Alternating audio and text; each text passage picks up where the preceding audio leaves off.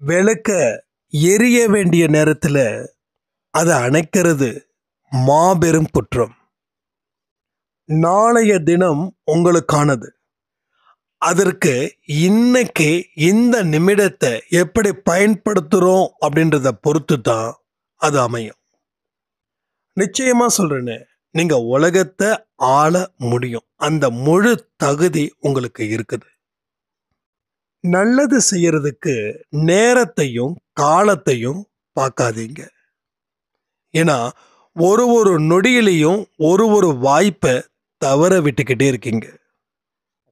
சின்ன முயற்சி, இதை செய்வதன் மூலம் பெரிய லட்சியத்தை நாம அடைய முடியும். திக்கற்றவருக்கு தெய்வமே துணை. மனிதர்கள் எனக்கு உதவி செய்யல அப்படின்னு நினைச்சு ஒரு மாய உலகத்துல உங்களை துன்பப்படுத்திக்கிட்டே இருக்கீங்க. தூக்கி வீசப்பட்டீர்கள் உறவுகளால. இப்போ இந்த நிமிடம், இந்த நொடி கடவுள் உங்களுக்கு மிக பெரிய வாய்ப்பை வழங்குகிறார். அவர்கள் தூக்கி எறியப்பட்டது தகரம் இல்லை, வைரம். அந்த வைரம் தான் நீங்க.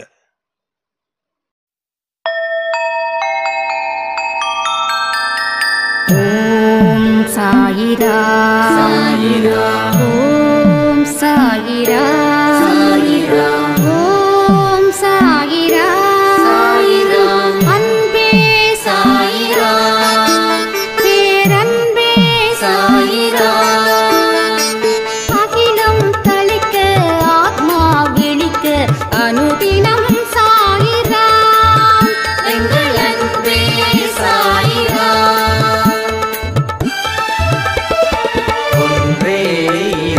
ஒன்றே பூமிக்கென்றும் சாயிரா, சரணம் சாயிரா, நன்றே செய்து வாழ்வோம், நாம் ஒன்றே செய்து வாழ்வோம், அன்பே சாயிரா.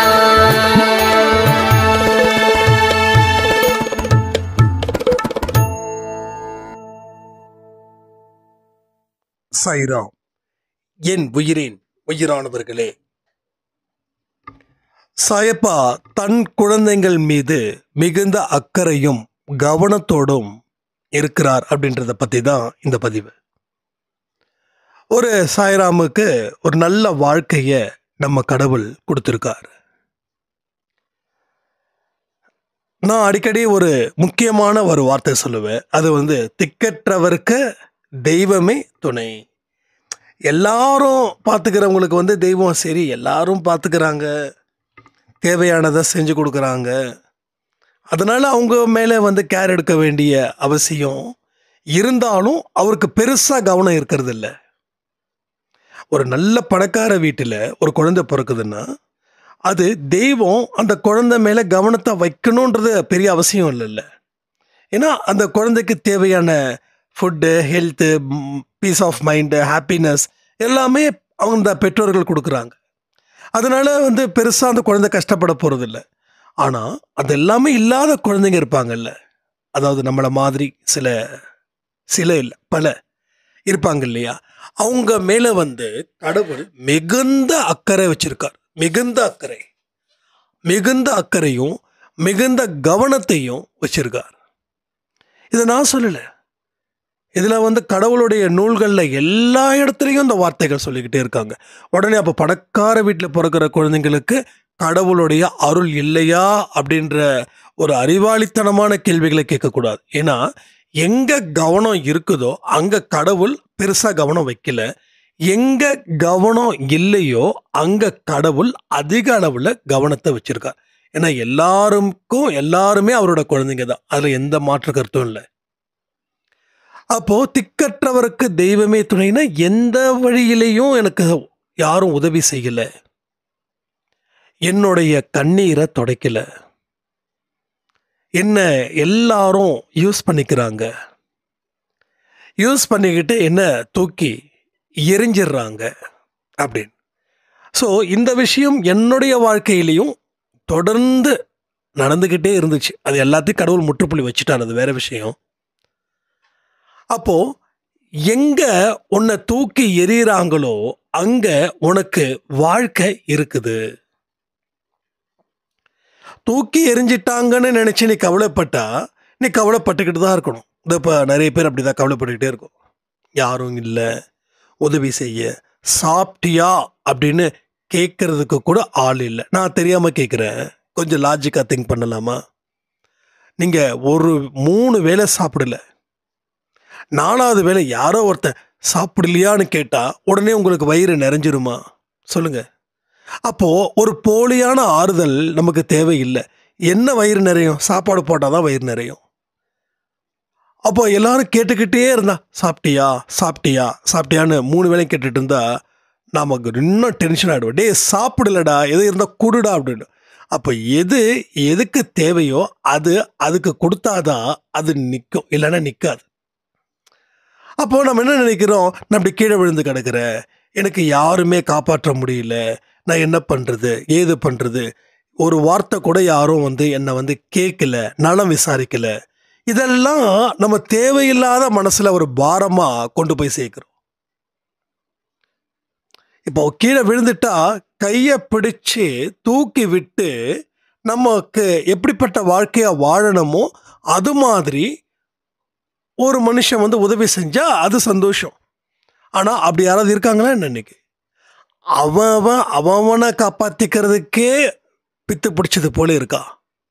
அப்ப நம்மளை எங்க காப்பாற்ற போறோம்? அது முடியாது. Practically it's not a possible. நம்ம கூட போகிறவனே பார்த்தீங்கன்னா ரொம்ப டாப்பில் இருப்பாங்க, ரொம்ப சந்தோஷமாக இருப்பாங்க, ஹாப்பியாக இருப்பாங்க, நல்ல பணத்தோட, நல்ல ஏகப்பட்ட சொந்த பந்தத்தோடு இருப்பாங்க. ஆனால் நாம் யாரும் இல்லாமல் வானம் பார்த்த பூமி போல் உட்காந்துட்டு இருப்போம்.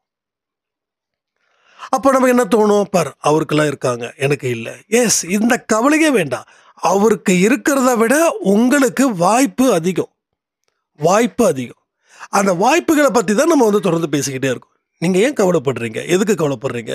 உங்கள் கூட பிறந்தவங்க ஹாப்பியாக இருக்காங்க, சந்தோஷமாக இருக்காங்கன்னா கடவுள் அவங்க மேலே பெருசாக கவனத்தை வைக்கல. ஏன்னா அவங்க கூட இருக்கிறவங்க அவங்களுக்கு தேவையான எல்லாத்தையும் செஞ்சு கொடுக்குறாங்க. ஆனால் நமக்கு கூட யாரும் இல்லை. ஏன்னா நாமளும் ஒரு பரதேசி. இந்த வார்த்தை சொல்லலாம்ல, தப்பு இல்லைல்ல. பரதேசின்றது நல்ல வார்த்தை. ஆனால் அது ரொம்ப மோசமாக போயிடுச்சு. யாருமே இல்லை, வீடு இல்லை, வாசல் இல்லை, உறவு இல்லை அப்படின்னா பரதேசி தான்.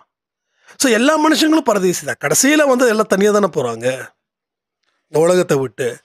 எவ்வளோ பெரிய பணக்காரனாக இருந்தாலும், எவ்வளவு அன்பு செலுத்துகிறவன் பக்கத்தில் இருந்தாலும், இவன் மேல்லோகம் போகணுன்னா அவன் வரமாட்டான். நீ போ, உனக்கு வேலை முடிஞ்சிருச்சு, எனக்கு என்ன வேலை முடியல. எஸ், இது லாஜிக். இது அப்போ திக்கற்றவருக்கு தெய்வமே துணை. எஸ், இப்பயும் நான் சொல்கிறேன், கீழே விழுந்து கடந்த உங்களை காப்பாற்றக்கூடிய ஒருத்தர் தான், அவர் தான் கடவுள். ஆனால் அவரை நீங்கள் உணர்ந்தா மட்டும்தான் அவர் இருப்பதை அறிய முடியும். உணரலைன்னா ஜீரோ. நம்புனா எல்லாம் நடக்கும், நம்பலைன்னா எதுவுமே நடக்காது. இந்த நம்பிக்கையை விதைக்கிறது தான் பெரிய விஷயம். சரியான விதைய விதைச்சா அது அறுவடை கொடுத்து அது நமக்கு பலன் கொடுக்கும். தப்பான விதையை விதைச்சிட்டோன்னா அறுவடை கொடுக்கும், ஆனால் நம்மளை வீழ்த்தும். ஒரு விஷச்செடியை விதைச்சா அதை நாம் பயன்படுத்தினா செத்து போயிடுவோம்.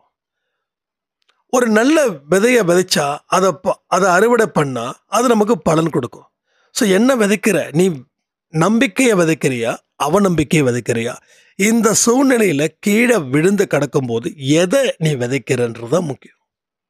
அந்த இடத்துல ஒரு மோசமானதை விதைச்சிட்டா உன் வாழ்க்கை இன்னமும் மோசமாக தான் போகும். அப்போ கடவுள் என்னை காப்பாற்றலைன்னு சொல்கிறதுக்கு வாய் வருது.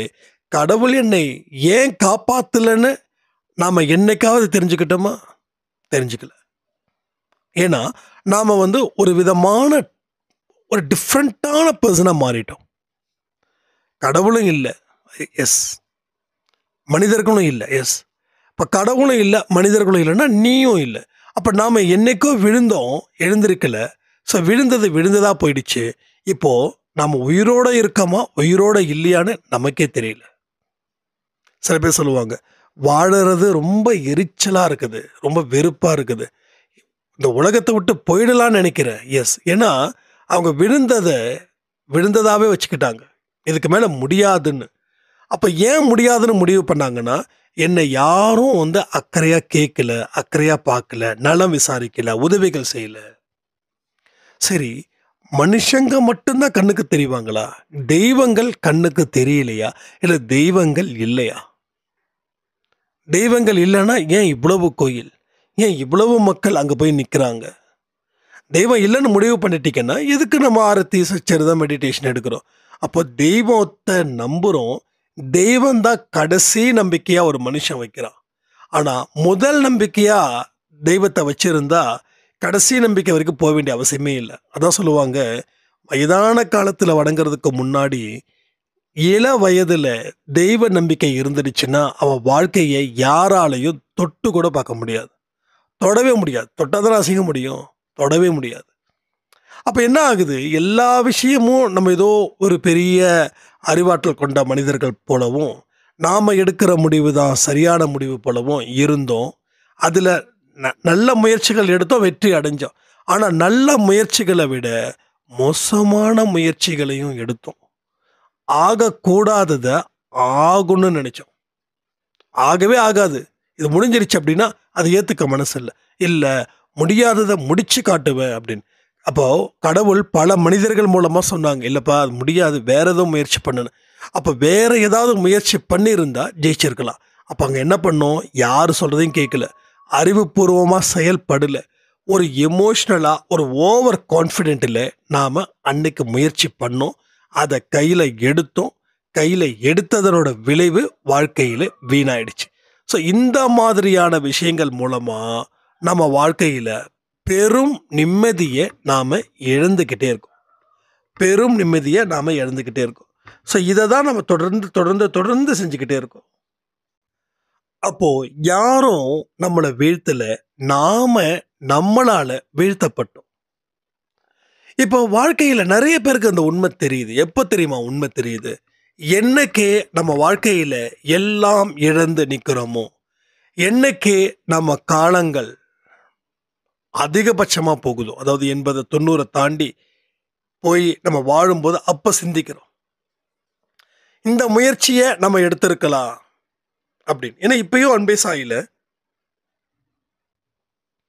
இந்த முயற்சியெல்லாம் நான் முன்னாடி எடுத்திருந்தா வாழ்க்கை நல்லா இருந்திருக்கும் அப்படின்னு சொல்றவங்க நிறைய பேர். அப்போ காலம் போனதுக்கு அப்புறம் உண்மை தெரியுது, ஆனா அந்த உண்மை நமக்கு பயன்படல. அப்படியே போறோம்.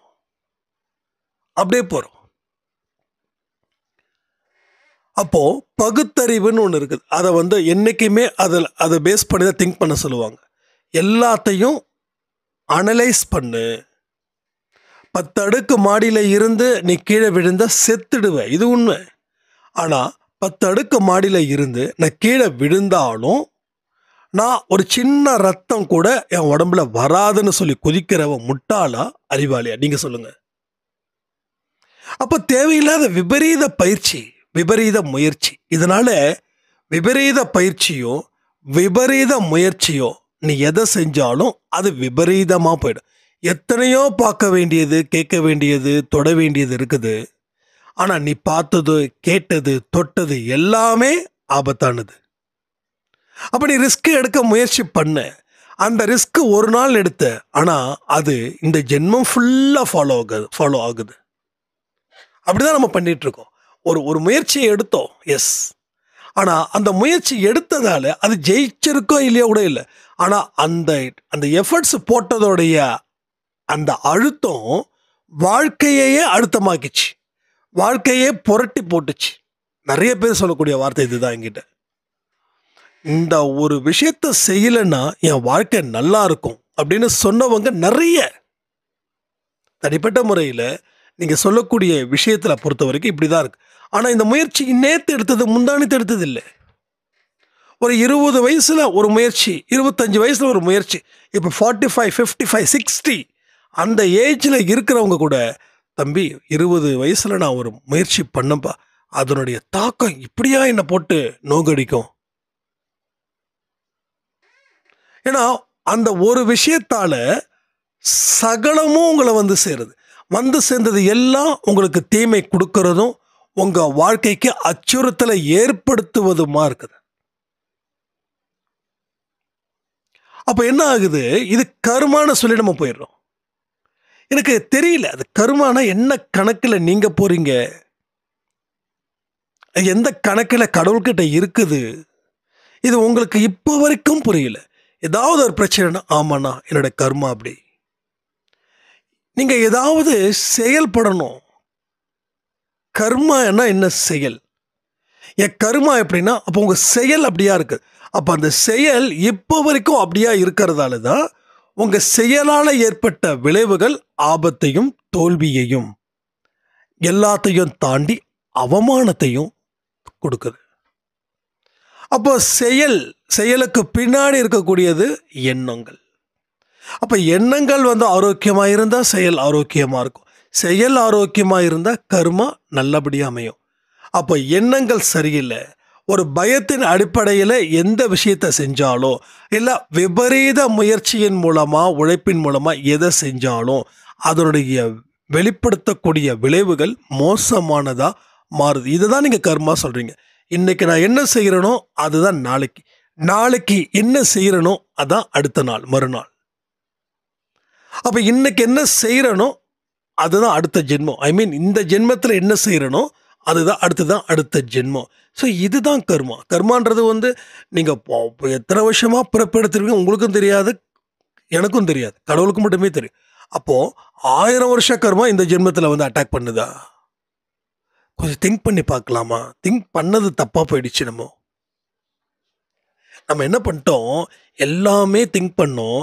ஆனால் திங்க் பண்ணது எல்லாமே ராங் மெத்தடில் திங்க் பண்ணோம். ஒரு சரியான வழிமுறைகள் இல்லாமல் திங்க் பண்ணோம். ஏன்னா திங்க் பண்ணுறதுக்கு எந்த விதமான எல்லையும் இல்லை. இப்போ நம்ம நாக்குக்கு நரம்பு இருக்குதா என்ன, அது எப்படி வேணாலும் பேசும். இன்றைக்கி உங்களை புகழ்ந்து பேசும், இன்னும் கொஞ்ச நாளில் உங்களை இகழ்ந்தும் பேசும். அப்படி தானே? எதில் ஒருத்த மனுஷன் உங்களை புகழ்ந்து பேசுகிறான், எஸ், அடுத்த கொஞ்ச நாளில் உங்களை கேவலமாக திட்டுறான். அப்போ நாக்குக்கு நரம்பு இல்லை. அதே போல் எண்ணங்களுக்கும் லிமிட் இல்லை. அதனால் என்ன வேணாலும் நீ நினைக்கலாம். நீ இந்த உலகத்துக்கு ராஜாவாக இருந்தும் நீ நினைக்கலாம், இல்லை இந்த உலகத்திலே பரிதாபத்துக்கு உரிய மனுஷனாக இருக்கிற மாதிரியும் நீ நினைக்கலாம். அப்போது அதனுடைய அடுத்த கட்டம் தான் செயல், கர்மா. கர்மாவுடைய அடுத்த கட்டம் என்னது? எஃபெக்ட்ஸ். நான் இன்றைக்கி ஒரு விஷயத்தை பண்ணுறேன், ஒரு வேலை பார்க்குறேன்னா அதனுடைய லாபமாக இருக்குதா நஷ்டமாக இருக்குதா? ஆனால் நம்ம என்ன பண்ணுறோம், நாம் வேலை பார்க்குறோம் ஆனால் அது நஷ்டமாக இருக்குது. நஷ்டத்தை தெரிஞ்சும் பல வருஷமாக அப்படி தான் இருக்கிறத உணர்ந்தோம் மறுபடியும் அதே வழியில் நம்ம போய்கிட்டு இருக்கோம். இப்போ யாருடைய தப்பு? நீங்கள் சொல்லுவீங்க சூழ்நிலைன்னு. சூழ்நிலை கிடையாது, நீங்கள் தப்பு. நீங்கள் மாறுவதற்கு உண்டான ஒரு விஷயத்தை நீங்கள் கையில் எடுக்கலை. ஸோ வழக்கம் போல் சூழ்நிலை அன்னைக்கு எப்படி ஓடிக்கிட்டு இருந்தனோ அதே தான் இன்றைக்கி ஓடிக்கிட்டு இருக்கு. இது ஒரு பெரிய ஒரு புத்திசாலித்தனமான வார்த்தை அப்படின்னு நினச்சி இப்போ வரைக்கும் பயன்படுத்திகிட்டு இருக்கோம். அன்னைக்கு ஓடின ஓட்டம் தான் இன்றைக்கி. அன்றைக்கி ஓடணும், சரியான நேரத்தில் ஓடி இருந்தால் இன்றைக்கி உட்காந்துருக்கலாம், உட்காந்துக்கிட்டு நாம் வேலை வாங்கியிருக்கலாம். ஆனால் இன்றைக்கும் நாம் என்ன பண்ணுறோம், ஓடுறோம் ஓடிக்கிட்டே இருக்கோம். நீங்கள் ஓடுறது தப்பு இல்லை, ஓட வேண்டிய நேரத்தில் ஓடணும். 40 தாண்டினதுக்கப்புறம் ஓட்டத்தை கம்மி பண்ணணும், ஆனால் வாழ்க்கையோட தரத்தை அதிகம் பண்ணணும். ஆனால் 40லேயும் நீங்கள் ஓடுறீங்கன்னா உங்கள் வாழ்க்கையோட தரத்தை நீங்கள் உயர்த்தவே இல்லை. 10 வருஷத்துக்கு முன்னாடி எந்த தரத்தில் நீங்கள் வச்சுருந்தீங்களோ அதே தரத்தில் நீங்கள் வச்சுருக்கீங்க. ஆக மொத்தம் நீங்கள் தோற்று போயிட்டீங்க, நிச்சயமாக தோற்று போயிட்டீங்க. கடவுள் கொடுத்தது எல்லாருக்கும் எத்தனை அறிவு? 6 அறிவு. அப்போ உங்களுக்கு மட்டும் 5 அறிவோ இல்லை 7 அறிவோ கொடுத்தாங்களா என்ன? பெருசாக சாதிச்சிருக்காங்க அவங்களுக்குலாம் 10-12 அறிவு கொடுத்துட்டாரா? இல்லை அவங்களுக்கு ஒரு நாளைக்கு 24 மணி நேரத்தை 48 மணி நேரமாக மாற்றி கொடுத்துட்டாரா? பொறுமையாக, நிதானமாக, அவகாசமாக நீ முடிவு பண்ணு. மற்றவனுங்களுக்கு 100 வருஷம்தான், ஆனால் உனக்கோ நான் கொடுத்துருக்குது 200 வருஷம். மற்றவனுக்கு 50 வயசுல தான் டயர்ட் ஆகும், ஆனால் உனக்கும் 150 வருஷம் டயர்டே ஆகாது. அவ்வளோ ஒரு எனர்ஜெட்டிக்கா ஒரு யங்கா நீ இருப்ப. 150 வயசுக்கு மேலே தான் உனக்கு படிப்படியாக அந்த முதுமையை நோக்கி போவேன்னு அச்சீவ் பண்ண அத்தனை பேருக்கும் கடவுள் அப்படிதான் கொடுத்துருக்காரா சொல்லுங்க? அப்படி கொடுக்கல. எல்லாத்துக்கும் 100 தான். அப்போ 40 வயசு வரைக்கும் கரெக்டாக கமிட்மெண்ட்டுக்குள்ளே இருந்தாங்க. கமிட்மெண்ட்னா என்ன கமிட்மெண்ட்? ஒரு கோல் ஃபிக்ஸ் பண்ணாங்க, அதை அடையணும்னு தீர்மானமாக இருந்தாங்க, அதை நோக்கி போனாங்க. 40க்கு மேலே வாழ்க்கை தரம் உயருது. இவங்க உடல் ரீதியாக கொஞ்சம் கொஞ்சமாக அந்த உழைப்பை, உடல் ரீதியாக வரக்கூடிய உழைப்பை குறைச்சாங்க. குறைக்கணும், கண்டிப்பாக குறைக்கணும். 40க்குள்ளே கடினமாக முயற்சி பண்ணு, உழைச்சிடு. இந்த தத்துவத்தை பேசிக்கிட்டு நான் தான் கடவுள் அப்படின்னு சொல்லிக்கிட்டு ஒரு சீனை கிரியேட் பண்ணிக்கிட்டு எந்த ஒரு வேலையும் செய்யாமல் சோம்பேறித்தனமாக இருந்துக்கிட்டு, ஆனால் வெளி உலகத்துக்கு நீ உன்னை ப்ரொஜெக்ட் பண்ணக்கூடிய விதம், நான் ஒரு சாமியார போகிறேன், எனக்கு வாழ்க்கை வெறுத்துடுச்சு. உனக்கு ஏன் வாழ்க்கை வெறுத்துச்சுப்பா?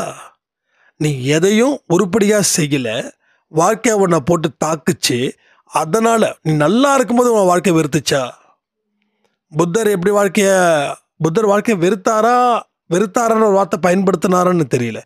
ஆனால் அவர் ஒரு மன்னன், தெரியும்ல உங்களுக்கு புத்தரோட ஸ்டோரி. அவர் ஒரு மன்னன், எல்லா செல்வங்களும் பெற்றவர். மன்னனுக்கு உண்டான வசதி எப்படி இருக்கும்? அப்போ அவரு வாழ்க்கையை வெறுத்தாருன்னா அது ஞானம். ஆனால் வாழ்க்கையில் நீ ஊரை சுற்றி கடனை வாங்கி வச்சிருக்கிற, கடன்காரன் உன் வீட்டுக்கு வரான், இதை பயந்து நீ வேற ஊருக்கு போயிட்டு நான் சாமி தான் முக்கியம், நான் போகிறேன் அப்படி இப்படின்னு சொல்லி ஒரு வேஷத்தை போடுறதால என்ன ஆகிட போகுது? இப்படி தான் வேஷம் போட்டு தெரியுறாங்க நிறைய மக்கள். நீ சாமியாராக போகணும் ஆசையா போ, ஆனால் உன் குடும்பத்துக்கு தேவையானதை செஞ்சுட்டு போ. உன் மனைவிக்கு என்ன தேவை? நீ இல்லைன்னாலும் உன் மனைவி மரியாதையோட தன்மானத்தோடு வாழணும். அதற்கு தேவையான சொத்துலேருந்து வரக்கூடிய வருமானம் கொடுத்துட்டு போ. குழந்தைங்களுக்கு தேவையான செட்டில்மெண்ட்டை பண்ணிட்டு போ. இதை பண்ணாமல் நீ ஓடுனா நீ சாமியாரா? நீ சாமியார் இல்லை, நீ ஆசாமி. தப்பிக்கிறதுக்காக ஓடுற, கடன்காரங்கிட்டது தப்பிக்கிறதுக்காக ஓடுற. அப்போ மனுஷன் என்ன பண்ணுறான்னா, இது ஒரு சின்ன கதை தான், ஒரு ஃபேவரை ஏற்படுத்திக்கிறான். தன்னால் முடியாததை தன்னால் முடியும், ஆனால் எனக்கு அது விருப்பம் இல்லை அப்படின்ற மாதிரி. இப்போ எனக்கும் இப்போ நான் என்னையே சில பேர் கேட்பாங்க, நீங்கள் ஒரு பெரிய பிஸ்னஸ் மேக்னட்டாக ஆகணுன்ற ஆசை இருக்குதுன்னு சொல்கிறீங்களே, அப்போ நீங்கள் ஒரு பெரிய அம்பானி மாதிரி இல்லை டாட்டா மாதிரி அது மாதிரி ஆக முடியும்னா முடியும் தானே? எஸ் முடியும். ஆனால் அது இந்த ஜென்மம் பத்தாது, இன்னும் நிறைய ஜென்மம் வேணும். ஏன்னா நிறைய வருஷத்தை வீணாக்கிட்டோம். அப்போ இதெல்லாம் சில பேருக்கு எப்படி ஆகுதுன்னா, அதான் நிறைய இந்த யூடியூப்பில் பார்த்தீங்கன்னா ரொம்ப காமெடியாக இருக்கும். எது வேணாலும் பிரபஞ்சத்திட்ட கேளுங்க, அதை நீங்கள் வாங்கிக்கலாம். அப்போ சரி நாட்டுக்கு நான் பிரதமர் ஆகணும், பிரபஞ்சம் கொடுத்துருமா? பிரபஞ்சம் தகுதியின் அடிப்படையில் தான் ஒரு மனுஷனுக்கு கொடுக்குது. நீ முதல்ல பிரதமர் ஆகணும்னா முதல்ல உன் தெருவுக்கு நீ நல்லது பண்ணு, அடுத்தது உன் ஏரியாவுக்கு நல்லது பண்ணு, அடுத்தது உன் ஊருக்கு நல்லது பண்ணு, அடுத்தது நாட்டுக்கு நல்லது பண்ணு. அப்போ தான் நீ வர முடியும் அந்த இடத்துல. ஸோ தகுதி இருந்தால் தான். நம்ம நரேந்திர மோடி அவர்கள் எப்படி எந்த இடத்துலேருந்து வந்தாங்க? அவர் ஒரு டீ மாஸ்டராவோ இல்லை டீ விற்கிறவரவர் இருந்தார். இப்போ அவர் பிரபஞ்சத்தை போய் கேட்டிருப்பார், விடிய காலையில் 5 மணிக்கு நான் பிரதமர் ஆகணும்னு. பட் அவர் படிப்படியாக தன்னை இணைச்சிக்கிட்டாரு. இது இந்த ஜென்மத்தில் மட்டும் இது நடந்திருக்காது. இதுக்கு முன்னாடியும் பல ஜென்மத்தில் அந்த ஆசை இருக்கும். அந்த ஆசை தான் அவரை இந்த இடத்துல கொண்டு நிறுத்தி வைக்குது. கலைஞர் எடுத்துக்கோங்க, ஜெயலலிதாவை எடுத்துக்கோங்க, எம்ஜிஆர் எடுத்துக்கோங்க. ஜெயலலிதாவை கூட விட்டுருங்க, அவங்க ஒரு பின்பலம் கொஞ்சம் ஸ்ட்ராங்கு, நல்லா படித்தவங்க. கலைஞர் எடுத்துக்கோங்க, எம்ஜிஆர் எடுத்துக்கோங்க. இவங்கெல்லாம் இவங்களுடைய அந்த ஆரம்ப ஸ்டேஜ் அவங்க நினச்சிருப்பாங்களா நம்ம முதல்வர் ஆகும் அப்படின்னு, பெரிய அளவில் பிரபலம் ஆகும் அப்படின்னு? ஸோ எல்லா விஷயத்துக்குமே ஒரு தவம் இருக்கும். அந்த தவத்தின் அடிப்படையில் தான் இங்கே நடக்குது. தவனா பக்தி இல்லை, அவங்க கனவு, அந்த ட்ரீம். அப்போது நான் நிச்சயமாக சொல்கிறேனே, ரத்தன் டாட்டாவாக ஆவேன், அவங்கள விட பெருசாக ஆவேன். ஆனால் எனக்கு இன்னும் 2-3 ஜென்மம் வேணும். அந்த 3 ஜென்மத்திலையும் நான் விடாப்படியாக இதை நான் பிடிக்கணும். அதை விட்டு இல்லை நான் நினச்சா நான் பெரிய பிஸ்னஸ் மேன் ஆகிடுவேன், நான் நினச்சா அதாகிடுவேன் இதாகிடுவேன், அந்த பவர் எனக்கு தெரியும்னா இது சுத்தமாக ஏமாற்றுவதற்கு உண்டான முயற்சிகள். ஒரு சாமியார் சொன்னார், ஞாபகம் இருக்குங்களா? சூரியனை லேட்டாக ஒதிக்க சொன்ன அப்படின்னு. அது மாதிரி உருட்டிக்கிட்டே இருக்கலாம், உருட்டுன்னு. ஸோ இயற்கையை கட்டுப்படுத்துவது, இயற்கை தான் கடவுள். அந்த கடவுளை எவனாலையும் கட்டுப்படுத்த முடியாது. ஸோ எல்லாமே ஹியூமன் பீயிங் தான். எல்லாருக்கிட்டையும் அந்த பவர்ஸ் இருக்குது. அந்த பவர் சரியாக பயன்படுத்திக்கணும். அதை தப்பாக பயன்படுத்திக்கிட்டா அந்த பவருடைய அந்த என்ன சொல்கிறது எஃபெக்ட்டு நம்ம வாழ்க்கையை அழிச்சிட்டோம். இப்போ வாழ்க்கையில் ஸ்லோ அண்ட் ஸ்டடியில் தான் போகணும். நமக்கு என்ன நம்மளுடைய அளவு நம்ம தெரிஞ்சுக்கணும். அந்த அளவுக்குள்ளே நீங்கள் ட்ராவல் பண்ணணும். அந்த ட்ராவல் பண்ணும்போது அந்த அளவே உங்கள் வாழ்க்கையில் நிம்மதியை கொடுக்கும். அந்த நிம்மதியை அடுத்த கட்டத்துக்கு நகரும். இவ்வளோதான். புரியுதா உங்களுக்கு? ஸோ எல்லாருக்கும் எல்லாராலையும் முடியும். ஆனால் முடியும்னு நினச்சி தவமாக இருக்கிறவங்களுக்கு அந்த உங்களோட ஆசைகள் முடிஞ்சதுக்கு அப்புறம்தான் இந்த ஆன்மா கடவுள்கிட்ட சாந்தி அடையும். நம்ம சொல்ல இறைவனடி சேர்ந்தார் கடவுளடி. யாரும் இறைவனடியெல்லாம் போல, யாரும் அந்த அளவுக்கு புண்ணியம் பண்ணி இந்த உலகத்தில் வாடலை. அடுத்த பிறவி தான்.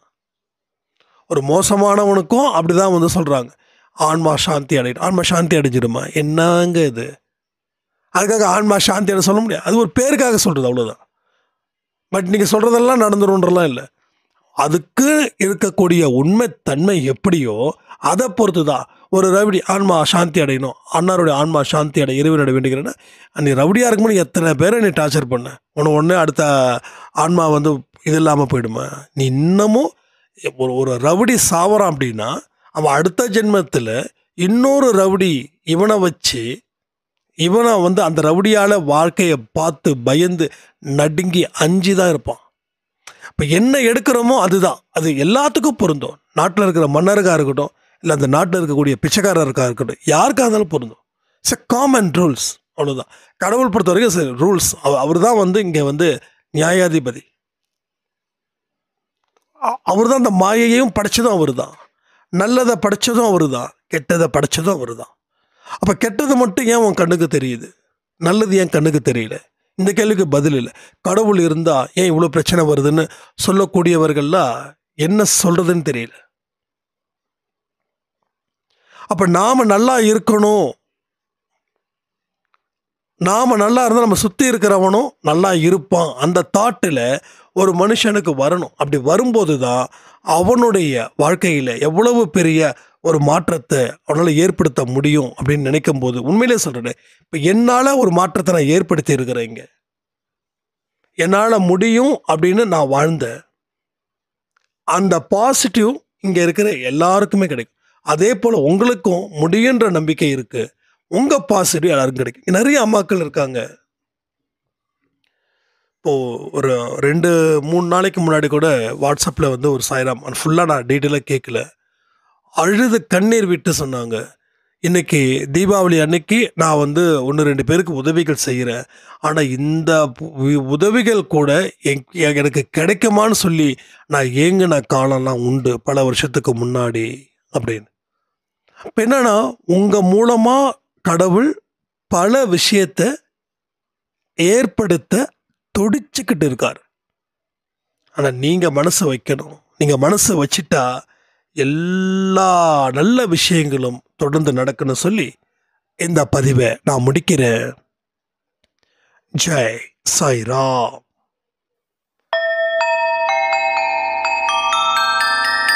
ஓம் சாய்ராம். ஓம் சாய்ராம்.